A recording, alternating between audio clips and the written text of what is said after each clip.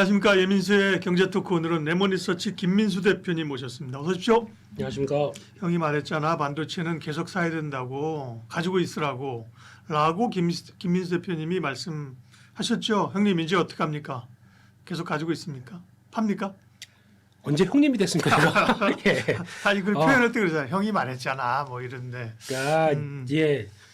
그런 건 별로 안 중요한 것 같고요. 예. 요즘 보니까 난리네요, 난리. 예. 어제는 가족들 식사를 하러 갔는데 네. 예. 보니까 좀 이렇게 조금 이제 유명한 가게다 보니까 여기저기서 얘기 들려오는 게 주식 얘기죠 옆에서. 삼성 하이닉스 다 이러고 오고 있더라고요. 그 전에는 뭐 엔비디아 뭐 이런데 그죠? 그렇습니다. 맞아요. 예전에 한 2년 전, 3년 전에 네. 에코프로 맞아요. 똑같은 그렇죠. 예, 이런 상황들이 되는 것 진짜 같은데. 만나면 저도 점심시간 오늘 옆에서 또 주식 얘기해요, 그죠? 네. 그러다가 그 한 분이 저랑 눈을 딱 마주치더니 예. 저분 누구야? 형님. 어디서 많이 본 것 같은데 그러다가 이제 주식 얘기를 안 하시더라고요. 아, 네. 예. 가족들이 없었으면 물어봤을 거예요. 가족들이 그럴 있어가지고. 수도 있습니다. 저는 그래서 조용히 밥만 먹었습니다. 네, 네, 예. 네. 네. 그런 것 같습니다. 지금 시장이 이렇게 많이 뭔가 번쩍번쩍 움직이는 상황들인데 요즘 많이 얘기하는 것 중에 하나가 아니 이렇게 올랐는데 이젠 팔 때 안 됐어? 라는 얘기들. 네, 그거 첫 번째. 그리고 또 그렇죠. 예, 미국에서는 요즘 한창 많이 얘기 나오는 게 1999년 99년에 뭔 일 있었는데 IT? 예, IT Y2K라고 네, 하면서 네, 그때 네.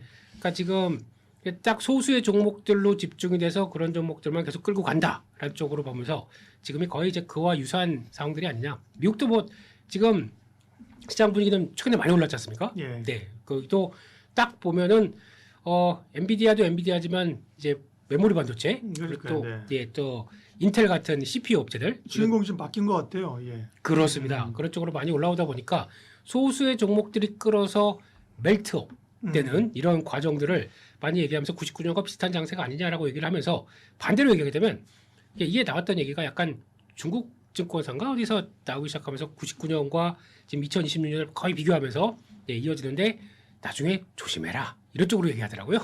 예, 그 99년과 거의 똑같은 모습을 갖고 있다라고 네. 하는데 마이클 버리 같은 경우 뭐 맨날 안 좋다 그러잖아요. 그럼 얼마나 올랐어, 그죠? 그분은 또 이제 짐 싸서 가지. 그러니까, 네. 예, 집에 결국은 이제 AI에 대한 그 수요 확장과 그 범위의 확산이라는 거잖아요. 그죠? 그렇습니다. 예. 그러니까 이제 예전에도 계속 강조드렸지만은 지금은 AI 하드웨어 시대입니다. 하드웨어 시대라는 얘기는 일단 AI가 학습을 하기 시작했어요. 네. 그러다 보니까 학습하려면은 뭘 딱 찍어서 그냥 바로바로 하다 보니까 GPU가 제일 중요했습니다. GPU의 시대 엔비디아가 끌고 왔던 모습들이죠. 그렇죠. 그렇게 가고 있다가 이제 엔비디아도 이제 다음은 AI 추론의 시대라고 얘기를 합니다. 추론이라는 얘기는 학습한 걸 가지고 결론을 내려야 됩니다. 그래서 우리가 얘기하는 걸 물론 저희가 지금 쓰고는 있죠. 그래서 제미나이나 뭐 챗 GPT한테 물어본다고 네. 하더라도 답을 줍니다. 근데 그건 단답 형식입니다. 그러니까 뭐 궁금하다 그러면 이렇게 쭉 하고 그리고 또 뭐 더 궁금한 게 없습니까? 라고 나오는 거는 지금까지 학습한 데이터 가지고 단순하게 물어보는 걸로 나오는 거죠. 근데 추론 시대는 그게 아닙니다. 추론이라는 얘기는 AI 에이전트라고 많이 얘기를 하죠. 이게 무슨 얘기냐면 일단 그러니까 우리가 궁금한 게 있는데 그것 가지고 네가 결론을 내려서 어떤 뭐 결제나 아니면 어떤 상황까지 완전히 파악해서 끝내 달라라고 얘기를 하는 거지 않습니까? 근데 아직 그 시대가 안 들어왔습니다. 그러니까 그럼 AI가 어디 감히 내 카드에 손을 대? 이렇게 나올 수가 있는데 그렇죠, 네. 네. 그것까지 다 합니다 이제 결제해서 그러니까 내가 일주일 뒤에 휴가를 얻어가지고 그거 아세요?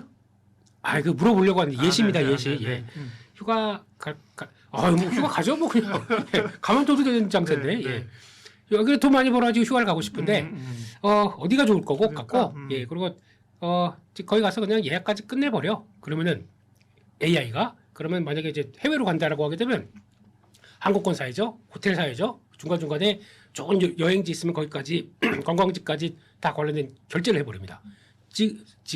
지라고 해서 죄송합니다. 네. 예. 그라고 할게요. 잘하니까. 예. 관련돼서 내용들까지 다 파악해가지고 그것까지 해서 결제까지 끝낸다라고 하게 되면 중간중간에 어떤 단계가 나오냐면 판단해서 결론까지 내리는 과정들이 나오죠. 그걸 추론 AI 에이전트라고 합니다. 그러면 지금까지는 학습이 중요했는데 지금은 CPU라고 하는 연산이 좀 중요해집니다. 결정을 내리는 관점이 나오다 보니까 그러면 지금까지는 GPU가 중요한 역할을 차지했으면은 그만큼 CPU도 중요한 역할을 차지하다 보니까 이제 추론의 시대라고 하게 되면 연산도 같이 봐야 된다. 라는 쪽으로 나오죠. CPU 하면 과거 이제 인텔이잖아요. 그래서 인텔 같은 기업이 오르는 거군요. 딩딩딩딩 네, 네. 예, 인텔 예. 네. 그게 나오기 시작하고 요즘 보면은 한때는 GPU에서 AMD가 밀린다라고 하는데 주가는 요즘 AMD가 엄청 올라갑니다. 그렇죠. 네. 네, 그렇다는 얘기는 그만큼 GPU 플러스 CPU가 얼만큼 들어오기 시작하느냐에 따라서 이렇게 분위기가 바뀐다고 봐야겠죠. 그런데 GPU 때는 HBM이 되게 중요했지 않습니까? 메모리가 같이 연결돼서 그걸 저장하는 쪽으로 중요하다. 근데 지금 CPU가 중요하다 보니까 네. HBM뿐만 아니라 일반적인 메모리도 같이 또 중요한 거죠. CPU만 돌아갈 수 없습니다. 결정 내려면 약간 저장했다가 그걸 다시 끌어와서 어떤 연산을 하다 보니까 그러면 여기서 또 더 중요해집니다.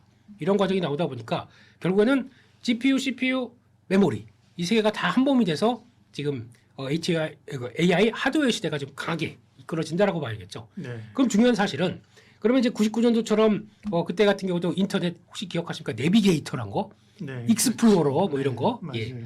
지금은 잘 모르실 거예요. 안 써요. 근데 야후만 해도 뭐 지금 야후에 야후 그러니까 엄청 예, 중요해서 예. 만 프로 올라간 종목이 야후였죠. 그렇죠. 네. 네. 그런 종목들이 그때 Y2K 때 음. 이제 2000년대 시대로 들어가다 보니까 거기서 수요가 같이 이어지면서 뭐 네트워크 관련 쪽들 이렇게 다 중요하게 본다고 해서 수요가 받칠 거야라고 봤더니 주가가 먼저 올랐더니 그 정도 실적이 안 나옵니다. 그러니까 바로 갔다가 꺼지는 버블이 그렇게 나왔다고 봐야겠죠. 물론 금리도 그때 오른쪽으로 가다 보니까 바뀌었다고는 하지만 그걸 떠난다고 해서 일단 관련된 종목들이 숫자가 나오느냐, 실적이 나오느냐 그게 제일 중요하겠죠. 근데 지금 보게 되면 마이크로 테크놀로지 한번 예를 들어 볼게요. 그렇게 와 이제 무슨 이제 $1,000 간다네요. 그래 700불 넘었죠 이제. 네. 예, $700까지 들어갔는데 이렇게 올랐어도 올해 나올 실적 대비해서 선행 PR을 본다. 11배입니다. 10배, 11배 이 정도밖에 안 됩니다. 근데 미국의 일반적으로 지금 S&P 500 기준의 선행 PR로 보게 되면 22배입니다. 그렇죠. 아직 절반 더 올라가서 끝까지 감안하게 되면 마이크로 테크놀로지 $1,500까지 예, 예, 물론 이제 뭐 경기 관련주 이런 거 PR이 좀 다를 수는 있지만 네. 그렇죠. 네. 어쨌든 숫자가 따라간다는 네, 얘기입니다. 이익에 근거한다. 그에 네. 비하면 뭐 삼전 하이닉스는 뭐 말해 모이잖아요. PR이 더 낮잖아요. 5배입니다. 그러니까요. 네. 네. 그러면 여기서 2배 더 가도 그러다 보니까 이제 증권사에서 이제 막 뭐 30만 전자, 200만 닉스는 기본으로 나오기 시작하면서 이제 50만 전자 나오죠. 300만 닉스 나오죠. 네. 이렇게 막 불러갈 수 있는 배경은 숫자가 되기 때문에 그렇다라고 보시는 게 더 맞을 것 같습니다. 그래서 그렇죠. 네. IT 버블 때는 기대감이었죠, 그죠? 맞습니다. 기대감이었는데 기대감이 극에 달했을 때 뭔가 이제 풍선 하나 누가 바늘 콕 찌르면 후루룩 빠지는 거죠, 그죠? 그렇습니다. 버블의 역사가 그렇습니다. 실적이 뒷받침 안 되니까 사실은 2차 전지도 실적이 담보가 안 됐었죠. 기대감이었잖아요, 그렇습니다. 그죠? 예. 뭐 네. 계약 조단위 계약을 하고 몇 년 후에는 다 전기차를 탈 것이다라는 기대감이었는데 결국 이제 주가가 큰 변동성을 겪었던 거고요. 반도체는 실적이 나온다. 네. 네. 일단은 실적에 대한 피크가 언제냐를 얘기를 많이 했는데, 그래서 영업이익률의 최고치가 언제냐를 얘기했는데, 1분기 실적 좋았고 2분기 실적도 지금 계속 상향되잖아요, 그죠? 그런 거 보면 적어도 2분기 실적은 4, 5, 6이니까 6월 말, 7월 6월 말쯤 발표하겠네요, 그죠? 대형사들은. 그러면 2분기까지도 실적에 근거해서 갈 수 있는 여지가 좀 보이네요, 그죠? 저희가 또 3월달 이렇게 전쟁 시기 약간 넘어오면서 그때 어떤 변화가 있었냐면 수출이 좋긴 좋은데 네. YOY는 좋은데 예. 약간 좀 정체가 되는 모습들이었습니다. 그런 모습들 쪽에서 그리고 거기다 또 한때 그 얘기 있었죠. 반도체 메모리 가격 빠진다. 네. 물론 저 중국 쪽이라고 한다고 하더라도 그거 약간 고점에서 흔들리다 보니까 아이고 이거 걱정이 되는 거 아니야? 라고 했지만 네. 지금 5월 초 넘어서 10일짜리 데이터를 보게 되면 확 섰습니다. 그렇다는 얘기는 4월 달보다 더 좋아지는 모습들이 이번에 확인되고 또 메모리 가격도 고정화래 가격 비웃듯이 그냥 쭉 올라가 버렸죠. 하반기도 더 좋다고 합니다. 그러면 이게 반영되게 되면 지금 EPS 상승률이라고 하지 않습니까? 이게 한국의 EPS 증가율은 올해 한 50% 정도 보고 있었는데 더 올라갑니다. 하반기에. 더 올라가는 모습들이다 보니까 되게 신기한 게도 지금 일주일마다 지수가 1000포인트 앞자리가 바뀌고 있어요. 6,000이었다가 7,000 가고 7,000이었다가 8,000 이렇게 되는데 오히려 PER은 한국의 선행 PER은 더 떨어집니다.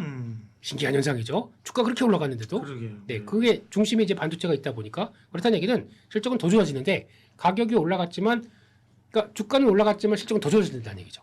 그러다 보니까 이런 현상이 나오는. 근데 기본적으로 뭐 지수 오르는 건 이제 반도체가 견인하고 하고 있는 건데 네. 종목 이야기하게 되는 건 반도체 관련해서 마냥 좋을 일인가? 우리는 그냥 계좌 덮고 있으면 좋은가? 항상 이제 출구를 또 봐야 되잖아요, 그죠? 그렇죠. 반도체에 대해서 나올 만한 뭐 좀 생각해둬야 될 점들, 그죠? 네. 반대편에서 그런 건 뭐가 있습니까? 일단 이번 실적에서 혹시나 또 빅테크 기업 하이퍼스케일러들이 그 캐펙스 투자를 좀 줄이나라고 봤었더니 여전히 늘립니다. 그렇죠. 네, 혹시나 이게 줄어들게 되면 고점일 수도 있겠다라고 봤었는데 음. 근데 그게 왜 늘어나냐면 반강제적으로 늘리는 겁니다. 특히 지금 계속은 투자를 해야 되겠는데 메모리 가격이나 이런 부품들이 다 같이 올라오다 보니까 AI 서버 쪽에 기판들도 올라오죠. 다 올라오다 보니까 그래서 어쩔 수 없이 올라간다라고 하게 되면 그들은 지금 예상했던 투자 확대는 이어지는데 거기다 가격이 올라갔다는 쪽들을 더 반영하다 보니까 그게 경쟁이라는 얘기겠죠. 그렇게 되면 일단은 이상이 없고 그리고 KPX 투자가 도저히 올라서 안 되겠다. 줄이는 모습들이 나온다 보면 그게 가장 큰 걱정이라고 봐야겠죠. 그게 첫 번째. 두 번째는 이러고 있다 보니까 가격이 막 폭등하고 그러면은 이때 우리도 어떻게 자리를 차지하게 되면 돈 벌 수 있어 라고 하는 중국 업체들이죠. 중국 업체들이 이럴 때 기회를 노려서 갑자기 증산을 설비 투자한 걸 빡 늘린다 라고 하는 쪽인데 지금 보게 되면 되게 조용해요. 네, 할 것 같은데 뭐가 안 나옵니다. 그렇다는 얘기는 수율이 아직까지 못 받쳐줍니다. 지금까지 돈이 있고 정부가 돈을 얼마나 쏟아부었습니까? 그리고 또 사람들 다 삼성전자 하이닉스 쪽에 사람들 데려와가지고 막 열심히 뭐 한다고 하는데 왜 안 나올까요? 그만큼 반도체 쪽은 경험이 또 중요합니다. 그 경험과 그에 따라오는 이제 고급 장비가 또 없으니까 그죠. 네. 그것도 그렇고요. 이제 미국이 또 시퍼렇게 그러니까요. 눈을 뜨고 있고 그러다 보니까 거기서도 못 나오는 것 같고 네. 그러다 또 이번에 테라팹이죠. 이제 테슬라가 우리도 하겠다라고 해서 약간 광범위하게 이렇게 대응을 한다고 하는데 거기도 아직 어떻게 될지 모르겠습니다. 그런 쪽에서 공급이 늘어나는 모습들이 나와야 그게 이제 가격들이 예. 꺾이면서 변화가 될 텐데 지금 나오는 기조로 보게 되면 거의 2028년까지는 거의 뭐 아직까지는 그럴 기미가 없다라고 하게 되면 그러니까 삼성전자 하이닉스가 그냥 공급을 확 늘려가지고 여기서 물량을 늘리겠느냐라는 것도 중요하게 봐야 될 건데 그걸 또 원하지도 않아요. 그런 쪽이라고 보게 되면 일단 지금은 그런 몇 가지 사실 공급이 늘어날 수 있을 만한 요인들이나 관련된 상황들을 봤었을 때 네. 가격이 올라서 부담이 되는 건 있겠지만 그건 아니라고 하게 되면 유지가 된다고 봐야겠죠. 네.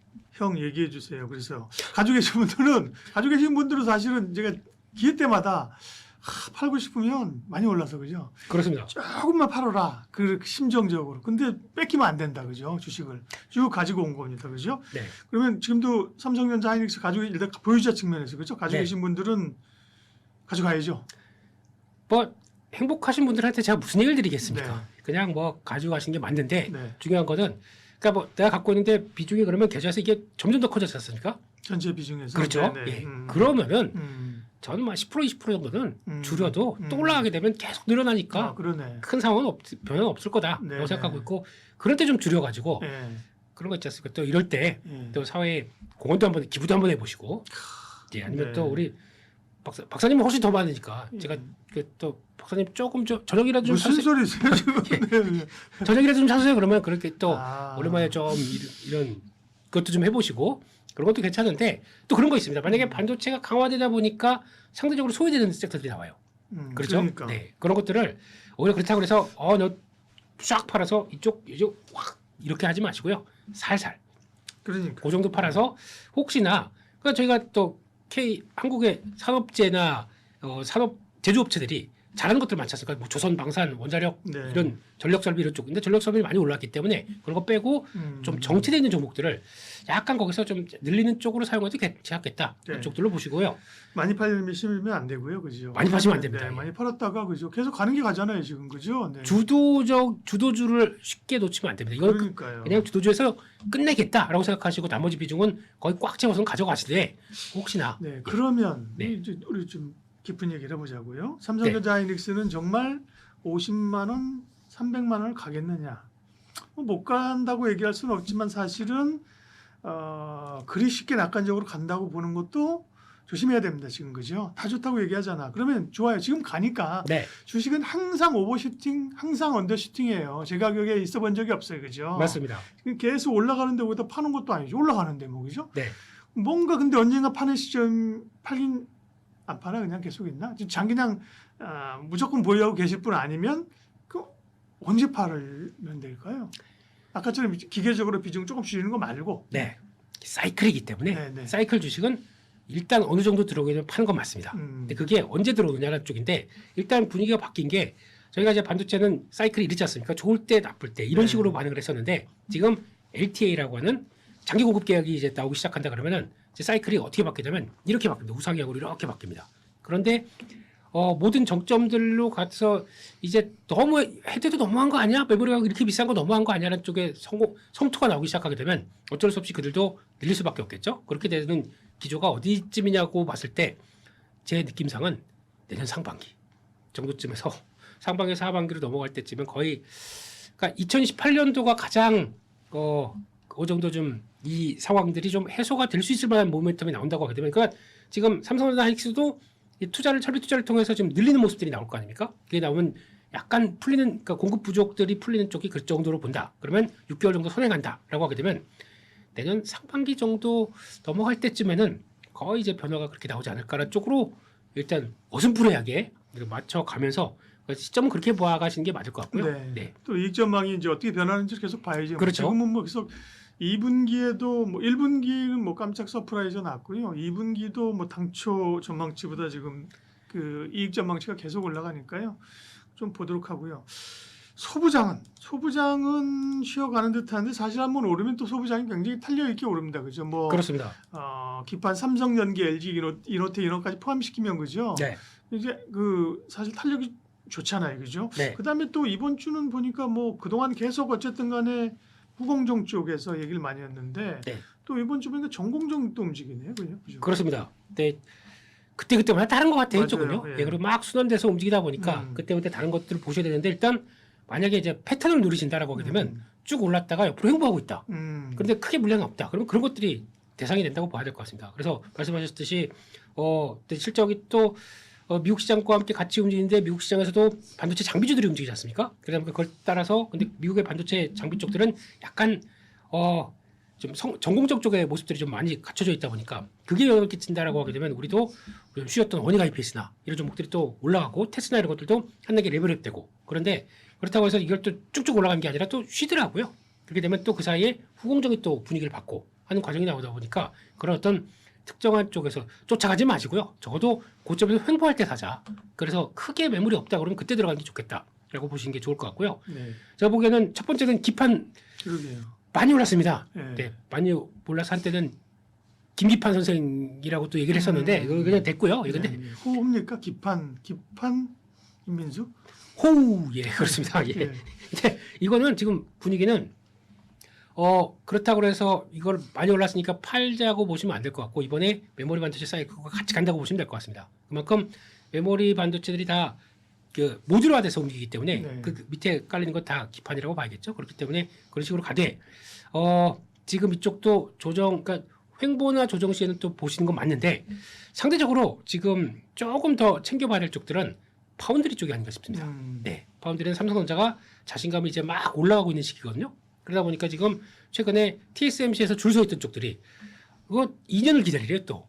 그러면 지금 주문 내게 되면 2년 뒤에까지 나 못 기다리겠는데 그러면 자연스럽게 또 TSMC의 지정학적 조건도 있고 여러 가지 생각하게 되면 자연스럽게 삼성으로 돌아올 때가 됐다. 삼성 관련된 파운드리의 밸류체인 기업들. 그렇죠. 네. 네. 그렇게 보게 되면 일단 먼저 봐야 될 게 공식 그 디자인 하우스는 AD 테크놀로지입니다. 네. 네, 그런 쪽들도 봐야 될 것 같고 그리고 또 거기서 이제 가온칩스 같은 경우도 그렇고요. 예, 그런 쪽에서 들어오는데 이쪽들이 뭐 당장은 코스닥이 워낙 또 요즘 약하다 보니까 매수가 강하진 않다고 하더라도 서서히 턴할 가능성은 과정은 높다고 봐야 될 것 같고 파운드리가 살아날수록 이런 쪽들은 좀 더 프로젝트 수가 늘어날 수밖에 없기 때문에 보시는 게 맞겠다고 봐야 될 것 같고 그다음 또 파운드리 쪽에서 테스트하는 쪽이 있죠. 두산 테스나. 네. 끝도 없이 올랐어요. 그렇다고 하더라도 조정 시에는 봐야 된다. 왜냐면 지금 이 회사가 할 일이 많다 보니까 1,900억 정도의 장비를 양수했습니다. 그 다음에 딱 준비를 하고 있습니다. 그렇다는 얘기는 앞으로 할 일이 많다는 거에 반증이겠죠. 그거 보셔야 될 것 같고. 이 두산에서 샀던 거잖아요. 그죠? 테스나를 그죠? 그렇습니다. 야, 그 사고 나서도 이것도 뭐 대박 딜이네. 그죠? 두산이 참 이번에 잘 해가더라고요. 그러게요. 예. 네. 한때는 그룹 리스크의 그렇죠. 핵심 종 했다가 예. 주식해서 두산 오르는 거 보세요. 그죠? 그렇습니다. 네. 예.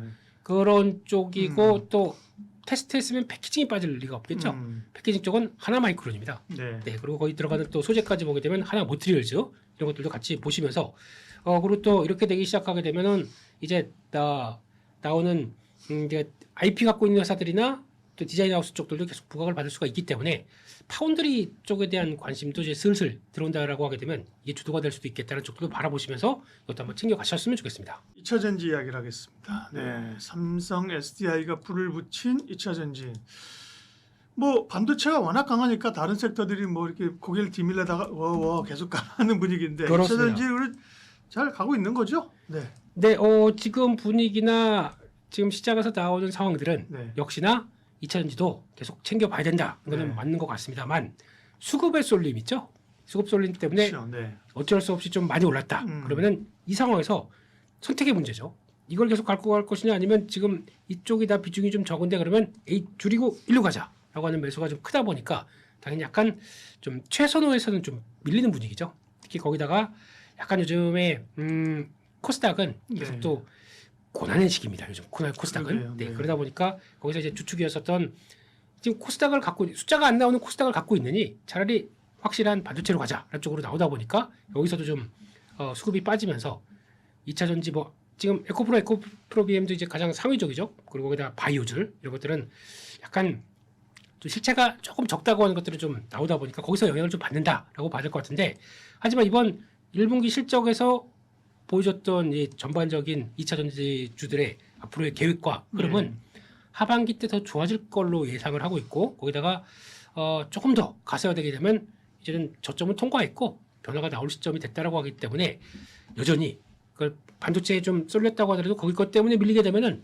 기회는 좀 찾아가는 게 맞겠다 이렇게 바라보고 있습니다. 그럼 2차 전지가 최근에 올라오면서 소위 이제 성장 산업에서의 초반 어려운 구간 캐즘을 탈피하는 것 아니냐라는 아주 조심스러운 얘기고 네. 탈피했다라고 자신 있게 못하니까 탈피하나 퀘스천 하나씩 찍거든요. 그죠? 언론에서. 그렇죠. 네. 예. 탈피하나요? 그리고 나중에 올라가게 되면 했네요. 네, 이렇게 그렇죠. 나오고요. 그렇죠. 예. 네, 네. 네. 그런 상황들인데 네. 그러니까 이번에 실적 발표하면서 이제 눈여겨 볼 수 있는 부분들은 일단 첫 번째 보통 업황을 볼 때 기초 소재 가격들 있지 않습니까? 네. 그런 쪽을 많이 보는데 리튬 가격입니다. 리튬 가격이 작년에 올해 초까지 했을 때 보게 되면 고점 대비해서 85%가 빠졌습니다. 그만큼 2차 전지 업황 약간 좀 걱정이 되는 부분들이 많았죠. 미국의 어떤 보조금 지급을 2차 전지 쪽에서 안 하다 보니까 거기서 나오는 여러 가지 상황 때문에 이쪽은 아니야라고 했었는데 그게 쭉 빠지다가 이제 중국의 구조조정이 나오기 시작하면서 리튬 가격이 이제 저점에서 올라오기 시작합니다. 그런 과정들이 나오는데 게다가 이번에 또 중동 사태를 맞이해서 뭔가 좀 변화가 들어오기 시작했죠. 휘발유 가격이 네. 뭐 이제 리터당 그러니까 우리는 2,000원이 넘어가죠. 네. 혹시 저는 차를 안 타기 때문에 맞습니까? 이거는 고급 휘발유는 더 비싸요. 고급 휘발유 드시는 거 아니에요? 마셔야죠. 그런 거는 마셔야죠. 예. 비싼 건요. 예. 네.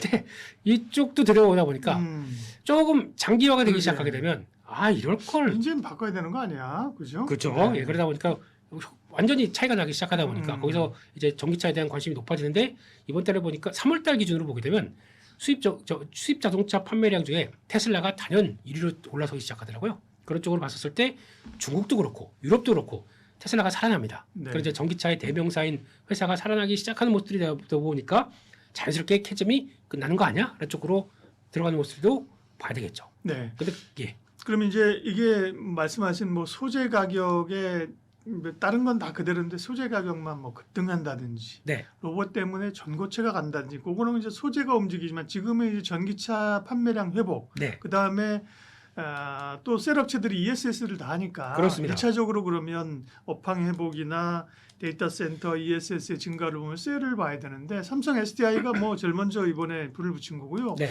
근데 LG 엔솔도 보니까 같이 따라서 올랐어요. 심지어라는 표현 죄송합니다. SK 이노베이션도 그죠? 네. 최근에 네. 그죠? 관심거를 가지면서 그죠? 역시 셀에 대한 관심이 높은데 네. 그럼 셀은 3사 중에 2사? 이사님이요? 네. 네. 네. 지금 분위기는 약간 특성은 있습니다. 네. 완전히 순수 셀 업체라고 하게 되면 뭐 LG 에너지 솔루션, 삼성 SDI가 있고 네. 그중에서 삼성 SDI가 더 부각받는 이유는 일단 그동안에 LG 에너지 솔루션처럼 이제 공격적으로 움직임이 나오진 않았습니다. 약간 보수적으로 움직이다가 맞아요.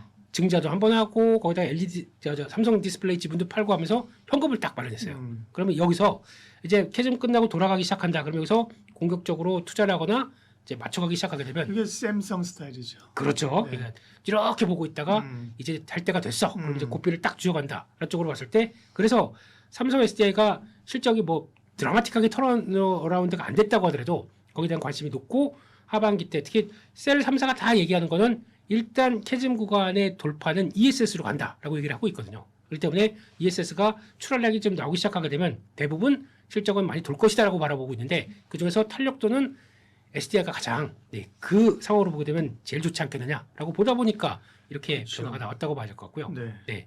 그렇게 되는 과정 쪽에서 핵심은 하반기 때 ESS라고 생각합니다. 음. 그게 저는 전기차보다는 ESS가 먼저 돌기 시작하고 나머지 플러스 알파가 전기차가 가세화되기 시작하게 되면 그때부터 더 날개를 달 수 있지 않을까 싶은데 그거는 좀 약간 느리게 움직일 것 같고요. 네. ESS는 어차피 지금 모든 에너지 쪽들이 바뀌다 보니까 이제 신재생이든 아니면 발전하는 사업자든 거기다가 또 데이터 센터 쪽에서도 당연히 ESS가 같이 들어갈 수밖에 없기 때문에 이런 쪽에서 변화가 나오게 되면 이게 하나의 기반이 될 수 있다라고 보게 되면서 그쪽을 먼저 특히 중국을 계속 견제를 하다 보니까 우리가 수혜를 볼 수 있는 섹터들이죠. 이런 쪽에서는 또 하나의 좀 견고한 모습들이 나올 수 있겠다는 쪽에서 거기를 먼저 챙기는 게 좋겠다고 생각하고 있습니다.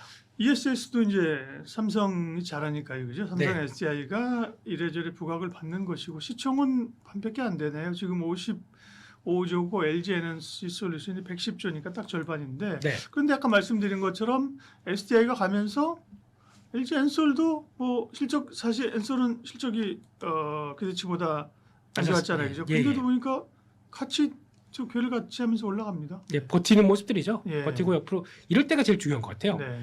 좀 올라왔고 음. 횡보하면서 버티는데 아직 그러면 나 모멘텀 안 끝났다라고 바라보고 있고 하반기는 괜찮다라고 하게 되면 이제 또 반도체가 약간 쉰다 그러면 아이고 형님 쉬시네요. 예, 좀 쉬시고 제가 달리겠습니다. 그런 바톤을 이어받을 수 있는 섹터라고는 또 봐야겠죠. 그런 네. 쪽에서는 유심 있게 또 보긴 봐야겠다 이렇게 바라보고 있습니다. 그렇죠. 약간 이제 그 케파로나 보면 이제 그 대형주 대장주의 면모가 있는 거고 LG 엔솔은 거죠. 네.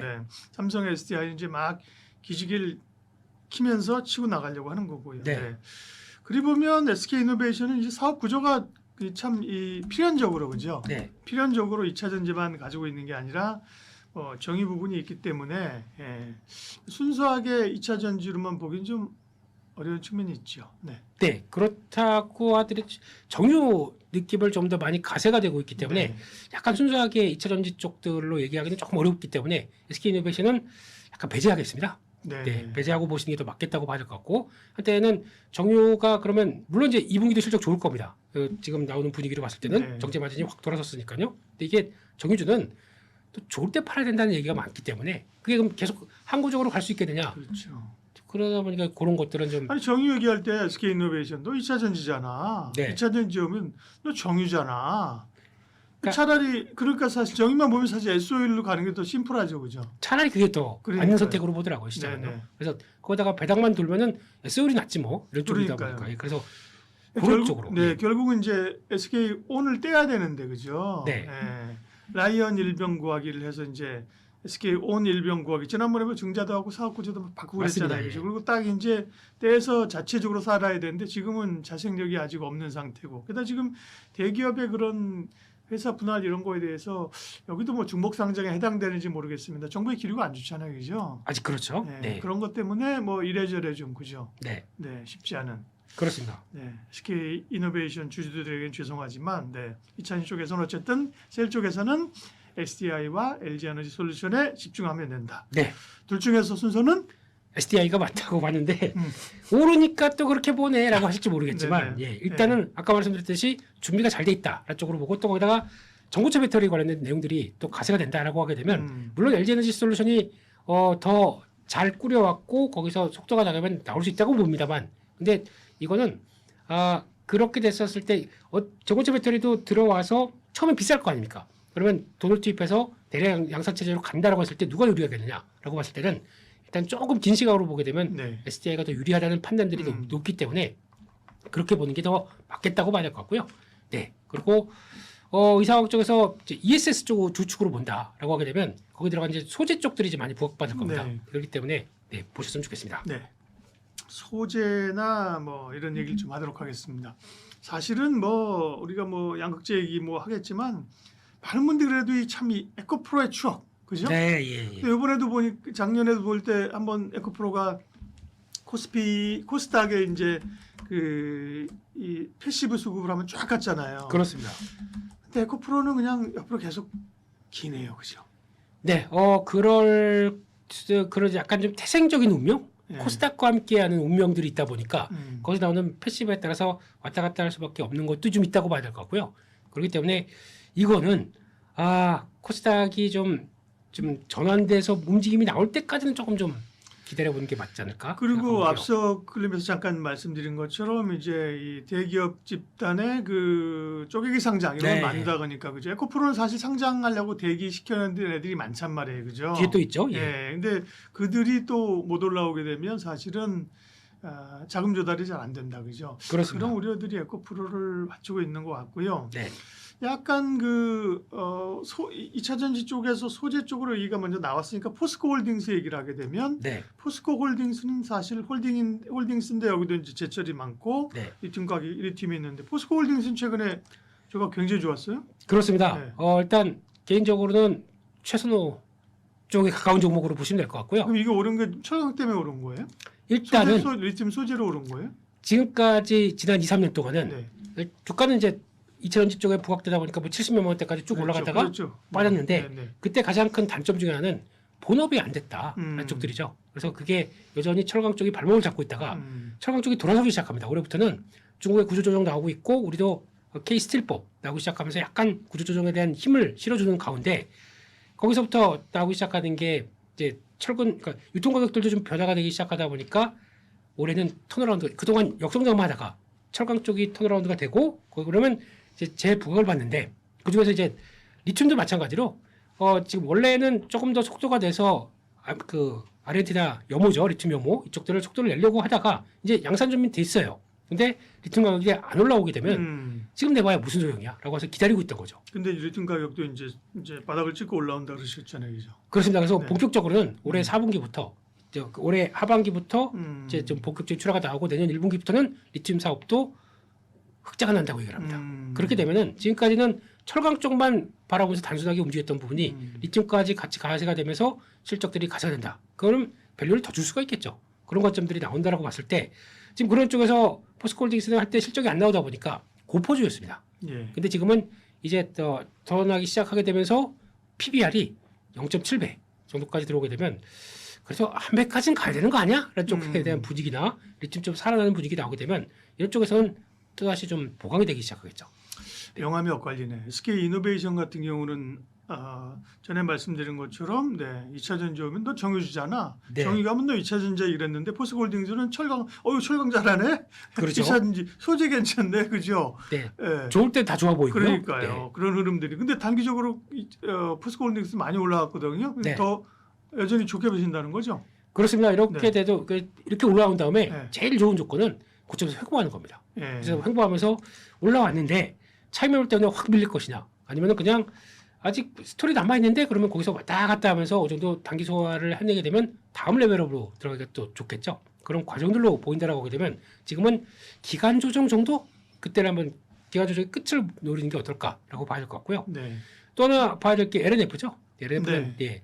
ESS 쪽에서 들어가는 이제 LFP향 양극재 쪽에 거의 담당할 거고 거기다 또 지금 LNF의 가장 또 핵심적인 내용들은 만약에 테슬라가 성과를 내기 시작한다. 특히 로보택시나 FSD로 진짜 테슬라께 잘 팔리기 시작하는 모습들이 나온다라고 하게 되면 가장 수혜를 받는 게 지금 하이니켈 쪽을 쓸 걸로 보다 보니까 하이니켈계의 강자 LNF겠죠. 그래서 ESS 쪽과 2차 전지가 같이 살아났을 때 가장 수혜를 많이 보는 종목이다라고 보게 되면 LNF가 네. 제일 좋겠죠. 근데 요즘엔 또 좀 올랐다고 매물 나옵니다. 그러게요. 그래서 이거를 올랐으니까 좀 팔아가 아니라 땡큐라는 입장 쪽으로 이렇게 자리를 한번 좀 보시는 게 맞지 않나라고 봐야 될 것 같고요. 네. 또 아까 에코프로 그룹 쪽에서 뭐 에코프로나 에코프로 BM 얘기를 하셨는데 예. 제가 보기에는 에코프로 멀티가 더 중요할 것 같습니다. 그래요? 네, 이 회사는 전구체 쪽이거든요. 전고체의 재료인 전구체지. 전구체죠. 네. 예, 양극재를 구성할 때 그 전구 만드는 데는 아니죠.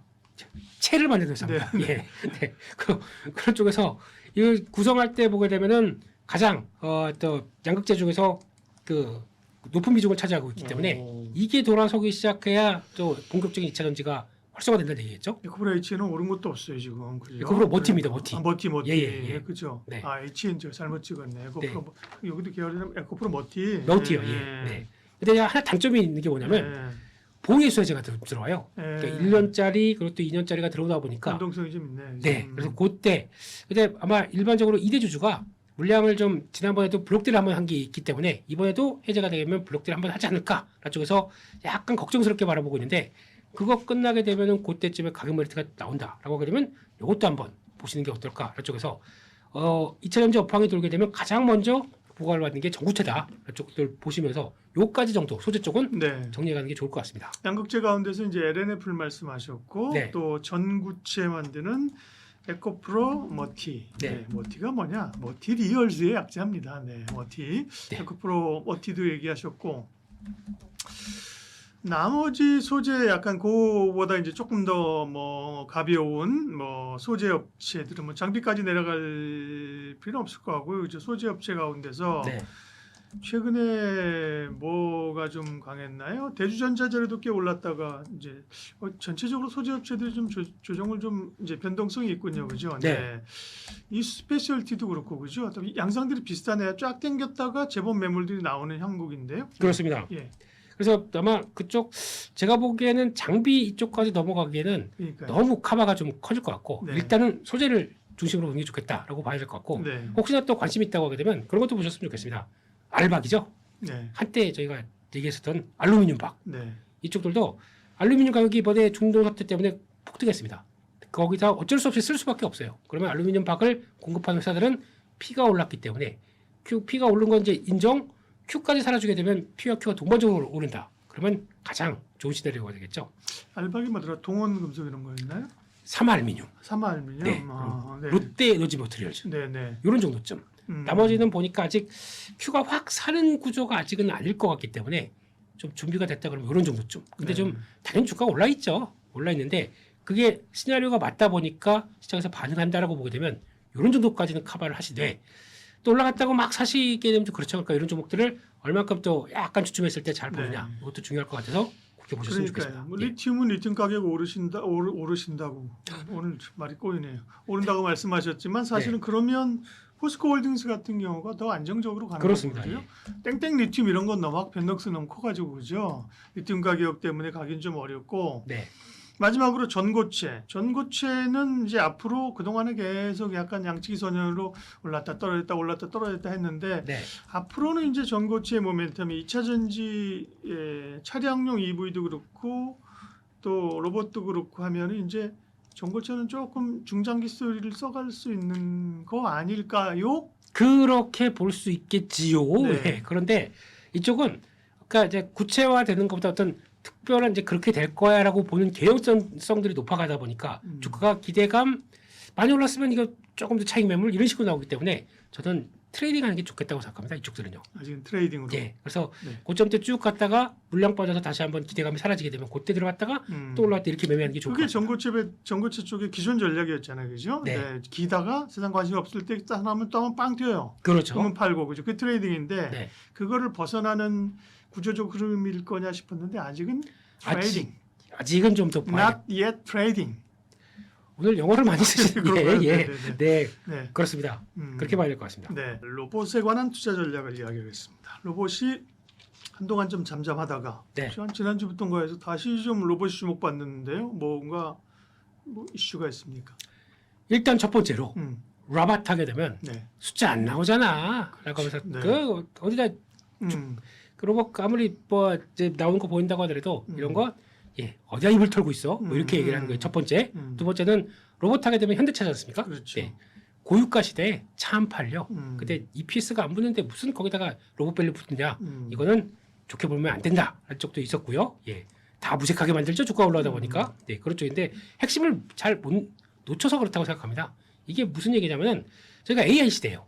AI 시대면은 AI 쪽에서 AI가 이제 움직이면서 돌아간다는 걸 저희가 볼 때, 그러니까 지금 로봇이 그냥 단순하게 저희가 제조해놓고 그러면은 저희가 뭐 해놓은 것처럼 그냥 로봇 움직이고 왔다 갔다 하는 이런 것만 보시는 것 같은데 어쨌든 AI가 돌아가서 탑재돼서 훈련하고 거기에 맞게 돌아간다. 그러면 AI가 실질적인 움직임의 대상이 나오는 것은 로봇입니다. 그렇게 되게 되면 이게 그게 이제 피지컬 AI라는 거죠, 그렇죠? 피지컬 AI 개념인 거죠. 네네. AI가 탑재가 된다라는 쪽으로 봤을 땐 그러면 AI 시대인데 하드웨어나 막 이런 것들 보는데 피지컬 AI도 하드웨어입니다. 이걸 왜 무시할까요? 그러게 되면 이게 다가오는 기조고 게다가 또 우리나라 입장으로 보게 되면 그나마 한국이 산업용 로봇 쪽에서는 글로벌 주도하고 있습니다. 이거 잘 모르시더라고요. 거의 침투율이 우리나라가 가장 높습니다. 그만큼 기업 입장으로 보게 되면 되게 많이 연구를 했다고 봐야겠죠. 우리가 고령화되기 시작하고 잘못하게 되면 일본처럼 돼가기 시작했을 때 산업 생산성은 높여야 되고 하긴 과정적으로 보게 되면 로봇은 꼭 필수 강렬하다라고 하다 보니까 들어갔는데 네. 이제 이렇게 들어가다 보니까 또 요즘에 가장 큰 화두가 그거죠. 삼성전자 노조에서 목소리가 커지고 있고 카카오도 우리도 10% 수익 난 걸 이익 난 거를 돌려달라. 하다못해 삼성전자 하이닉스 저 중국 공장에서도 우리도 돌려달라. 그러니까요. 모르겠어요. 내가 이제 그거는 사회 공정 분배와 관련된 얘기다 우리도 보니까. 방송하는데 우리 안 주나요? 삼성전자 그렇게 얘기 드렸는데 그러면 그러니까요. 저희한테도 주셔야죠. 그러니까요. 그게 그런 쪽으로 보게 되면 예. 한도 끝도 없습니다. 네. 그렇게 되면 기업 입장으로 보면 노동자들이 이제 어떻게 보면 일정한 비용으로 생각하는데 비용이 더 들어간다라고 하게 되면 그 들어가는 거 물론 어쩔 수 없다 보니까 인정. 하지만 생산성을 높인다 그러면 계속 또 자동화 로봇 쪽에 쓸 수밖에 없는 기조로 나간다는 거는 이번에 더 절실하게 느꼈다라고 하게 되면 더 가속화가 되겠죠. 그렇게 보게 되면 아마 그런 노조와의 관계가 얘기 나올 때마다 로봇 쪽들은 계속 부각받는다는 쪽이 가장 합리적인 생각이 아닌가 싶습니다. 네. 게다가 네. 또 할까요? 이유는 될 건 되게 많습니다. 이유는 그렇죠. 최근에 또 현대차 오른 거는 아틀라스가 이렇게 한번 덤블링 보니고 360도 완전히 돌대요, 그죠? 뭐 네. 이런 걸 보여주기 시작하면 장난 아닌데 이런 기대감들 또 보스턴 다이나믹스에 대한 기대감 이런 게 또 있었잖아요 이번 주.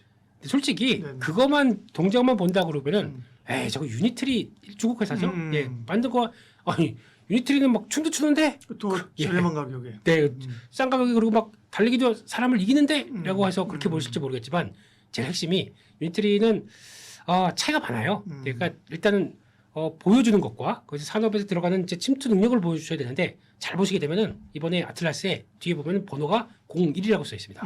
이거 그냥 그러니까 지금 훈련하는 모델로 들어간 게 아니라 이걸 가지고 진짜 투입하겠다는 쪽의 모델들을 보여준 겁니다. 그러니까 그만큼 그런 동작들 같은 경우도 그러니까 저희가 로봇 보게 되면은 90kg까지 든답니다. 이 로봇이 그렇게 되면 그 하중을 견딜 수 있는 것과 그걸 가지고 산업에 투입할 수 있는 훈련만 되게 되면 바로 투입한다고 그랬습니다. 그게 이제 올해 한 6월 달부터는 이제 진입하기 시작해서 성과가 나온다고 하게 되면 이제 출하량이 점진적으로 늘어나겠죠. 그러면 이걸 통해서 산업 현장으로 들어간다. 그러면 여기서 뭘 보냐면은 아틀라스가 투입이 돼서 사람 대신해서 투입한다 그러면 아틀라스가 이제 가격이 만약 1억이다라고 하는데 솔직히 현대차 직원들 생산직 직원들도 연봉이 뭐 그 정도쯤 되지 않습니까?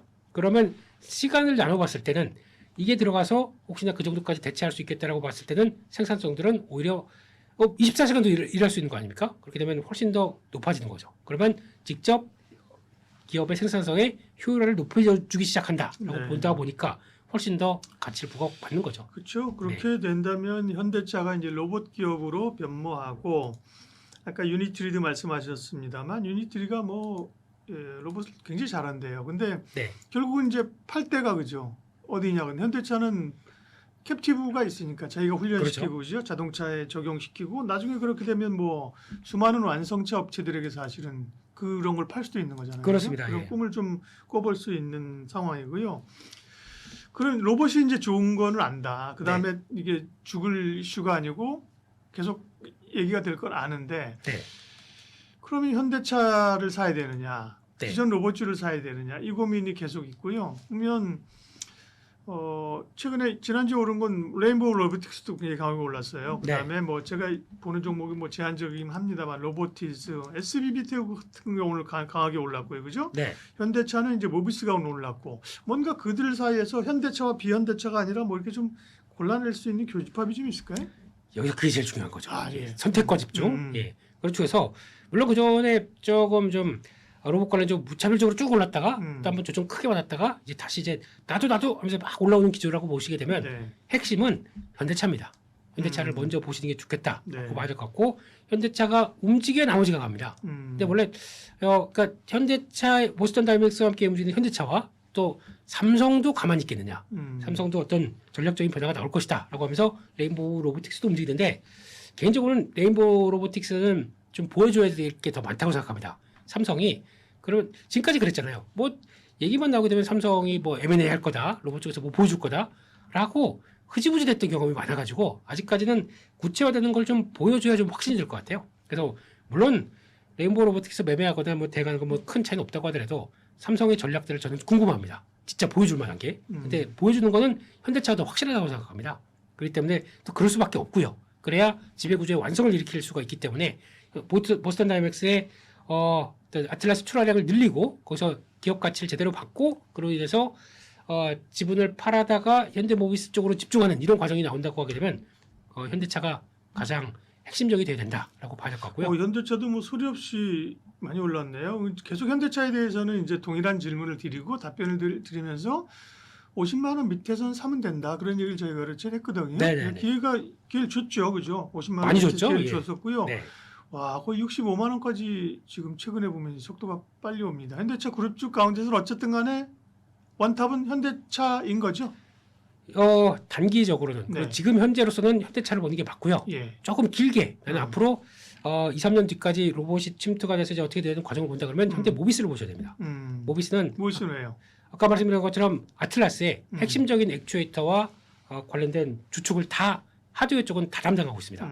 이번 IR 때 밝혀졌었죠. 그러다 보니까 그게 제일 첫 번째. 네. 두 번째는 아까 말씀드린 것처럼 지배구조의 핵심이 결국에는 다 정리해서 모비스 쪽으로 몰아간다고 하게 되면 삼성물산 같은 회사가 될 수가 있기 때문에 그렇게 보게 되면 모비스를 키워서 거기 기업을 집중을 할 걸로 보여지고 있습니다. 그렇게 되면은 현대차와 현대모비스가 주축이다라고 보시면서 큰 그림을 맞춰가시는 게 좋을 것 같고요. 그중에서 뭐 현대 오토웨이버도 가끔씩 움직이죠. 근데 네. 그러면 당연히 소프트웨어 쪽이다 보니까 밸류를 더 받는다 이런 것들은 맞는 것 같고, 근데 그거는 트레이딩이 좋을 것 같고요. 왔다 갔다 하면서 들어올지 좋을 것 같고 그렇게 보시고, 거기다가 또 유니트리랑 많이 비교하면서 지금 중국의 하드웨어가 막 부각되다 보니까 우리가 그걸 따라가기 위해서는 아니면 그와 좀 격을 달리하기 위해서는 어차피 미국은 또 견제할 겁니다. 그런 쪽에서 가장 이번에 테슬라에서도 옵티머스를 3세대죠 나오기 시작하면서 고민을 많이 했던 게 관절이라고 합니다. 관절과 잼 손, 네, 이쪽이 핵심이라고 합니다. 그런 쪽에서 액추에이터는 당연히 많은 기업들이 하기 시작하지만 로봇 손은 그러니까 5지 20자유 들어갑니다. 기본적으로 그게 뭐냐면 손가락 5개죠. 거기다가 사람은 여기 이 손바닥까지 움직이는데 로봇은 아직까지 거기까지 안 갑니다. 그것까지 안 가지고도 움직이는 그 자유도 그 굽히는 것까지 생각하게 되면 이 정도로도 충분한데 그걸 대량 양산할 수 있는 회사가 어디냐라고 봤을 때 로보티즈입니다. 그리고 원래는 한때 원익홀딩스를 많이 얘기했는데 원익 로보틱스가 있다 보니까요. 근데 지금 약간 양산과 관련된 쪽들로 봤을 때는 로보티즈가 벌써 유상증자를 하고 거기다가 액추에이터만 본다고 하더라도 올해부터 내년까지 증설이 완료가 되게 되면 거의 7배가 능력이 늘어납니다. 그러면 가뜩이나 작년 같은 경우도 실적이 턴어라운드를 했어요. 로봇주가 실적이 나온다. 놀라운 사실이죠. 그러다가 거기서 올해 영업이 90억까지 보고 있습니다. 그러면은 거기다가 영업이 안 나오는 지금 레인보우 로보틱스가 PR이 뭐 10,000배니 뭐 몇 배니 막 이렇게 하는데 네. 그거보다는 훨씬 더 좋은 상황이 아닐까 싶기 때문에 집중을 하게 되면 로보티즈가 로봇 손과 함께 액추에이터의 강제로 나온다. 그럼 또 가장 좋은 모습들을 보이지 않을까 하는 쪽에서 거기에 다 픽으로 보고 있습니다. 네.